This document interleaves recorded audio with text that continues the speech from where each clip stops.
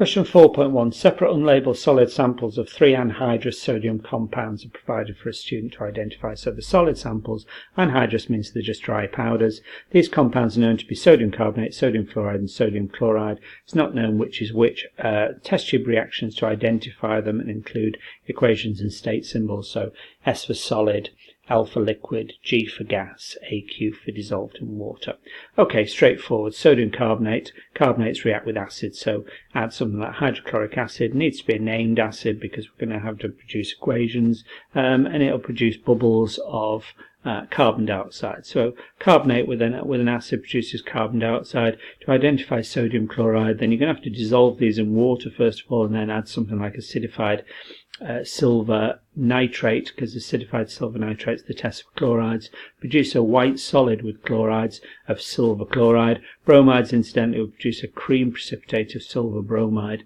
Iodides will produce a yellow precipitate of silver iodide. And sodium fluoride will, when you make silver fluoride using sodium fluoride and silver nitrate, silver fluoride is insoluble, so you're not going to see any change there.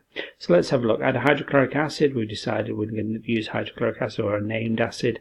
Easiest with hydrochloric acid, easiest to balance it and write an equation for it. So we'll use hydrochloric acid. Sodium carbonate produces bubbles. It makes carbon dioxide. Then we're going to dissolve them in water before we add some acidified silver nitrate. The sodium chloride makes the white precipitate of silver chloride. Sodium fluoride doesn't show any change at all because silver fluoride's soluble, so you don't get a precipitate there. Sodium carbonate, Na is in group 1, so 1 plus. Carbonate is CO3 2 minus, so I'm going to need 2 1 pluses to balance the carbonate. CO3 2 minus, Na2 CO3. HCl, we'll have a look at balance in a minute. Makes NaCl. Na is in group 1, so 1 plus. Cl is in group 7, so 1 minus. 1 plus and 1 minus, just NaCl. Make carbon dioxide, there the bubbles, and it's going to make some H2O. We've got to balance up these H's, and we've got some O's, so we'll make some H2O.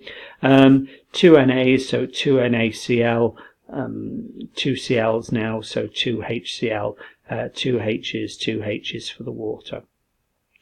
2 add 1 is 3 oxygens with the 3 oxygens, so that's complete. Sodium carbonate's a solid, it tells you that. HCl is aqueous, the hydrochloric acid is dilute, dissolved in water. Sodium chloride, common salt, is aqueous. We know we get salt water, it dissolves in water. Carbon dioxide is a gas, and water is a liquid. Sodium fluoride, we've dissolved these in water. You've got to do that, dissolve them in water before you add the silver nitrate solution so that you can see if any precipitates made. So you dissolve them in water to make sure they're not solid anymore, and they're dissolved in water so you can tell if the precipitate of silver chloride is made.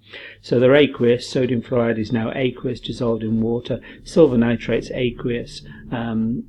Silver fluoride is aqueous, that's why you don't get any change in sodium nitrate. Nitrate is NO3 1 minus, Na is in group 7 1 plus, Na 1 plus, NO3 1 minus, 1 of each, and that's aqueous as well. All nitrates are soluble and all sodium salts are soluble, so it's definitely going to be soluble silver nitrate. So that's why you don't see any change. You get no precipitate because the silver fluoride is aqueous, whereas in this one, NaCl, again 1 plus 1 minus for NaCl, AgNO3 aqueous, both aqueous, dissolved in water, and then you'll get the solid precipitate of silver chloride as a white precipitate, and that's what you'll see as a positive test for the chloride, and then the sodium nitrate's aqueous.